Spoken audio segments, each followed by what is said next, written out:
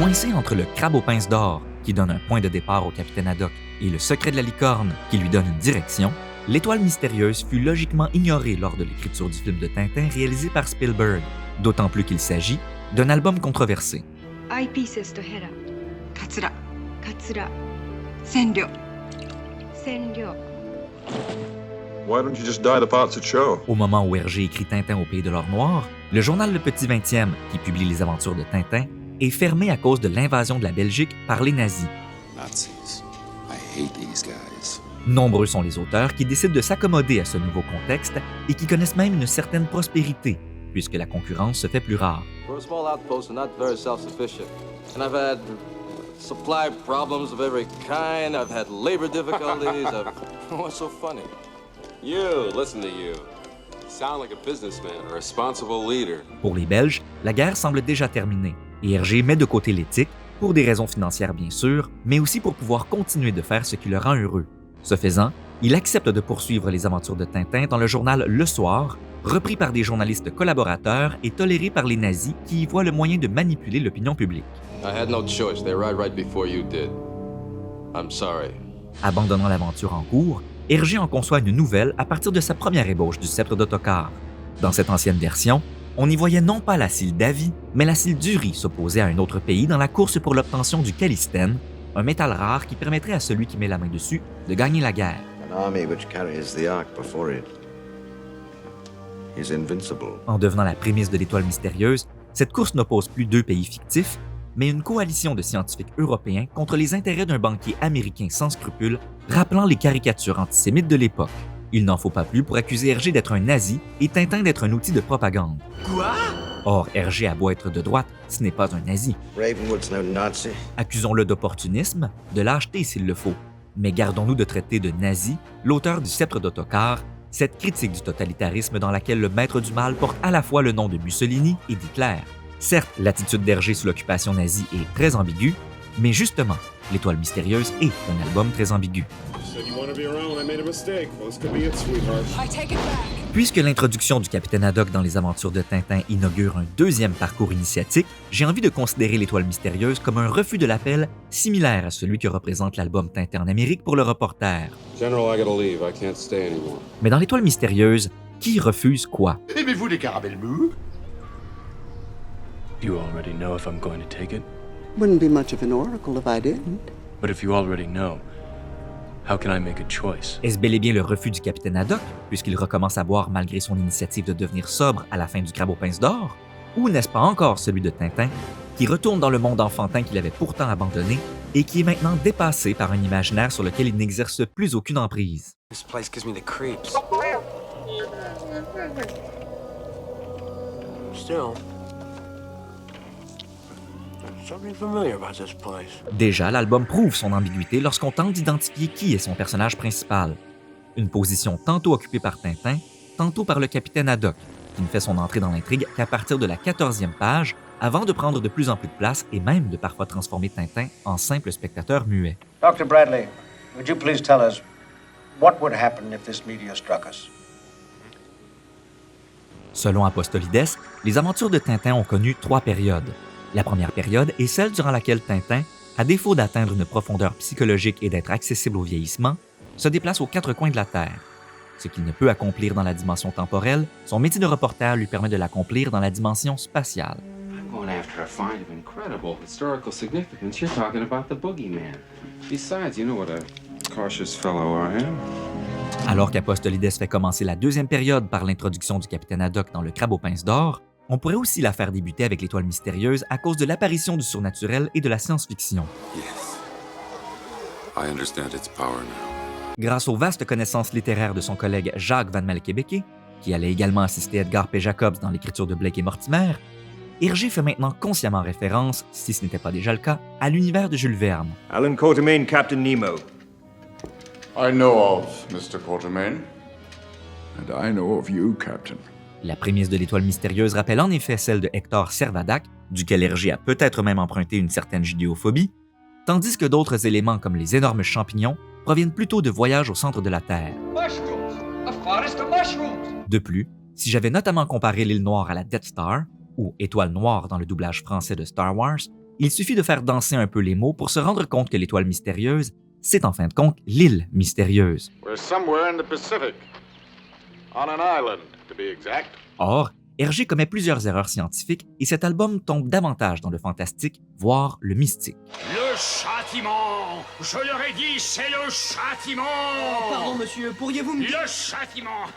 Des savants se transforment en prophètes annonciateurs de fin du monde, l'aventure prend la forme du récit biblique du déluge, non seulement à cause de sa prémisse apocalyptique, mais également parce que le capitaine Haddock envoie 3 fois l'oiseau Tintin chercher la Terre, comme Noé avait par 3 fois envoyé la colombe depuis son arche.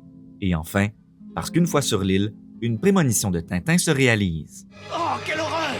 Cours, Milou!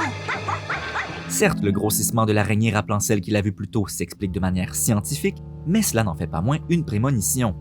À moins que tout ce qui a lieu entre le moment où Tintin s'endort sur l'île et celui où Milou lui mord la jambe pour qu'il se réveille ne soit qu'un cauchemar comme celui qu'il a fait au début de l'album. Voilà le châtiment!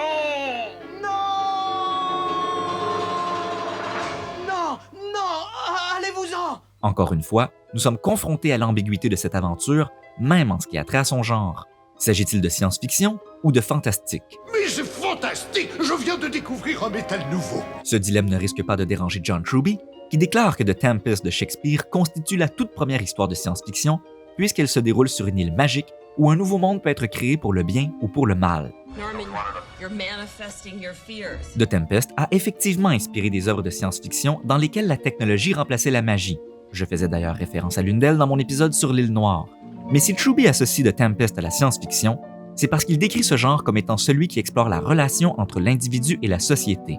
The living entity fears the other, but also depends on them to survive and flourish. More than any other story form, science fiction is about the difficult relation of the individual to the society and how various sizes of societal rings determine one's life. Specifically, it's about how to live a free life within the complex enslaving bonds of modern society. Out there is our home. Home, Otto, and it's in trouble. I can't just sit here and do nothing. That's all I've ever done. That's all anyone in this blasted ship has ever done. Nothing! Si l'on se fie à Truby, puisque Tintin et Haddock forment maintenant un héros collectif, il ne faut pas s'étonner qu'Hergé se serve de la science-fiction pour leur apprendre à travailler ensemble et avec les autres. Mais c'est le péri! Ils se dirigent vers l'aérolite, ils sont en train de nous devancer. La partie n'est pas perdue, nous allons leur montrer ce dont nous sommes capables. Mais tant qu'à avoir pris la moitié d'une page pour présenter en détail chacun des membres de l'expédition à laquelle Tintin et Haddock prennent part, pourquoi Hergé ne les a pas mieux intégrés au reste de l'intrigue, comme Peter Jackson l'a fait avec l'équipage du Venture dans son remake de King Kong? Tout cela m'intrigue, mieux vaut en avertir l'observatoire. Allons-y, Milou. C'est peut-être parce qu'en vérité, la seule chose sur laquelle Hergé veut attirer notre attention, c'est la nationalité de chacun de ses membres et que ces diverses nationalités miroitent les pays qui étaient neutres pendant la Deuxième Guerre mondiale. En effet, l'étoile mystérieuse est une allégorie de celle-ci. La panique qui envahit les rues au début de l'album est la même qu'on trouve en Europe au moment où Hergé entame son écriture, soit en 1941. Lorsque Tintin rend visite au professeur Calice, troisième et dernier prototype de tournesol, une araignée se superpose à l'étoile sur le télescope du professeur et nombreux sont les tintinophiles qui y voient le symbole de la menace grandissante du nazisme. La croix gammée allait justement être comparée à une grosse araignée gorgée de sang dans le cahier noir du résistant François Mauriac. À la fin de l'album, la course qui oppose l'Europe à l'Amérique ne mène qu'à d'énormes champignons explosifs et une Terre qui disparaît, ce qui peut être interprété comme une mise en garde contre la course aux armements nucléaires. Alors que les Américains ne sont jamais dépeints comme maléfiques, mais seulement comme des adversaires dans une course qui, elle, peut avoir des conséquences désastreuses, Hergé fut tout de même accusé d'anti-américanisme, et c'est pourquoi, dans sa réécriture, les Américains ont été remplacés par les fictifs Saoricains. Le navire polaire Perry a quitté Saorico hier. Ils veulent nous devancer pour découvrir l'aérolite. Toutes ces allégories font dire à certains que l'étoile elle-même représente le peuple juif. Ce à quoi le tintinophile Bertrand Portevin rétorque que cette interprétation est fautive, puisque l'étoile sur la couverture de l'album possède 5 branches et non 6 comme l'étoile de David. Je ne suis pas d'accord avec M. Portevin, mais j'ai tout de même une interprétation un peu différente de la signification de l'étoile. Selon moi, on ne doit pas s'arrêter au fait que l'étoile dessinée dans le titre de l'album ne contienne que 5 branches. D'abord parce qu'elle n'est pas dessinée ainsi à l'intérieur de l'album, et ensuite parce que c'est oublié qu'exactement en même temps qu'Hergé rédigeait cette aventure, soit en 1941, le pentagramme fut justement utilisé dans The Wolfman par son scénariste juif comme allégorie de l'étoile jaune imposée aux Juifs par les nazis pour les marquer et les discriminer. What did you say? Something evil? Comme dans The Wolfman, je crois que l'étoile apocalyptique d'Hergé ne représente non pas l'étoile de David et son peuple, mais les persécutions nazies. Par conséquent, on ne peut se servir de cet argument pour accuser cet album d'antisémitisme sans accuser également de Wolfman, un film sorti la même année et écrit par un scénariste juif fuyant les persécutions nazies. Go now. And heaven help you. De la même manière, comment peut-on accuser cet album d'anti-américanisme alors que les Américains eux-mêmes étaient sur le point de produire leur propre créature géante pour critiquer leurs ambitions nucléaires? A nuclear explosion can free one from his icy tomb. Sommes-nous en train de reprocher à Hergé de tout simplement avoir été plus vite qu'eux? Populations crazed and panicked with fear by its destructive force. Granite and steel would crumble. Ironiquement, Spielberg a lui aussi commenté sur la panique secouant la société en 1941 et ses désastreuses conséquences dans un film qui fut lui aussi plutôt mal reçu par les critiques. En effet, dans son film qui s'intitule 1941, on a accusé Spielberg de véhiculer des stéréotypes offensants à l'égard des Japonais. Et ce que dit le professeur de cinéma James Kendrick en parlant du film peut également s'appliquer à l'Étoile mystérieuse. In 1941, the characters are connected by the panic and fear of invasion that has enveloped Los Angeles. The film is not interested in individual psychology, but rather in group psychology. Comme on peut le constater, cette description du film s'accorde également à celle que Truby fait de la science-fiction.